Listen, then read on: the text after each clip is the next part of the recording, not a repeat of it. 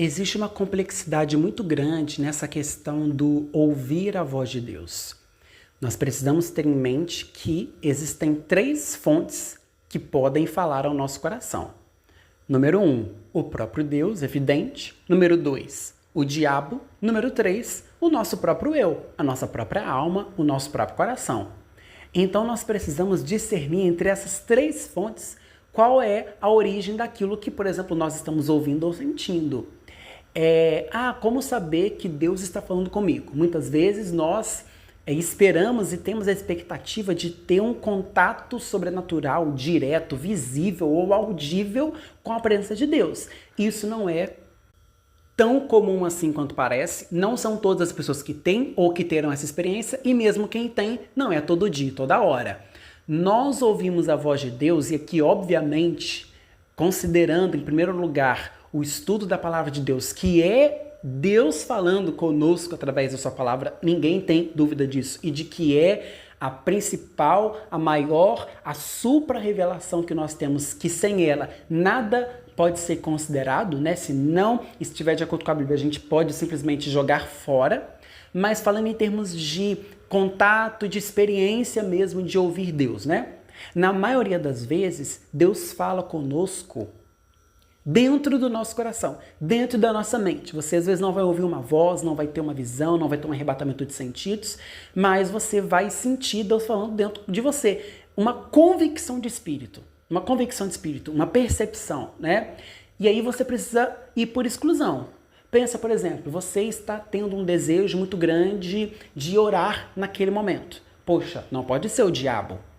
Poxa, pode até ser um anseio da sua alma, bom que seja, mas é o próprio Espírito Santo te impulsionando. E o ideal é que os seus sentimentos pessoais comecem a se fundir e a se mesclar com os sentimentos de Deus, a ponto de você falar, você fluir de maneira tão livre, tão natural, que o seu espírito vai estar misturado com o Espírito de Deus, né? E essa é a ideia de o Espírito habitar em nós. Ele vai se misturar com o nosso espírito, vai formar um só, e nós vamos então ter a mente de Cristo, o olhar de Cristo, a visão de Cristo, os ouvidos de Cristo, a mente dele, os sentimentos dele. Essa é a ideia, né?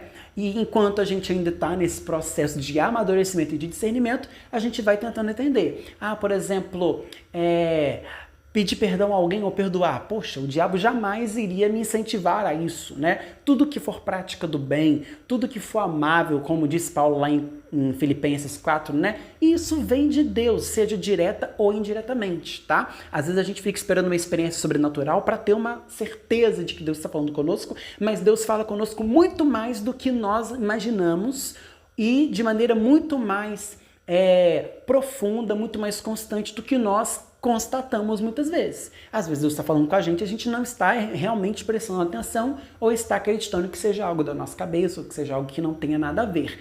E não é bem por aí, tá? À medida que você for fiel e obedecer aos pequenos impulsos do Espírito Santo, você estará habilitado para viver experiências maiores. Ninguém começa no grande, ninguém começa como Paulo indo ao terceiro céu vendo coisas inefáveis. Todo mundo começa de pequenos impulsos, de pequenas obediências, renunciando aqui, renunciando ali, ouvindo o Espírito Santo em coisas que parecem insignificantes. Mas não tem um versículo que diz para não desprezar o dia das pequenas coisas? Justamente porque a partir dessas experiências que você vai adquirindo com Deus nas coisas mais simples da vida, você vai sendo habilitado para ter acesso aos grandes mistérios. Deus não vai confiar a ninguém de forma a desperdiçar o seu chamado, o seu ministério e as suas revelações. Deus vai confiar em pessoas que sejam dignas dessa confiança, e é nas pequenas obediências que a gente vai provando para Deus a nossa fidelidade e a nossa lealdade.